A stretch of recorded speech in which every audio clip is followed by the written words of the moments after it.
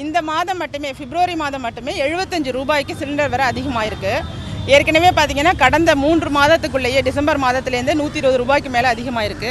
8 மாதத்தில் 215 ரூபாய் அதிகமாயிருக்கு. ஏன்னா இன்றைக்கி அன்றாட வாழ்க்கையில் ஏழை எளிய மக்கள் பயன்படுத்தக்கூடிய ஒரு பொருளாக இருக்கக்கூடியது. இவ்வளவு வேகமாக கிடுகிடுன்னு விலை உயர்ந்துச்சுன்னா மக்கள் என்ன செய்வாங்க? தக்காளி 160 ரூபாய்க்கு போயிட்டுது ஒரு கிலோ. வெங்காயம் சிறு வெங்காயம் 150 ரூபாய்க்கு போயிட்டுது. அதே மாதிரி சின்ன பூண்டு 80 ரூபாய்க்கு 150, தோரம் பருப்பு 110 150.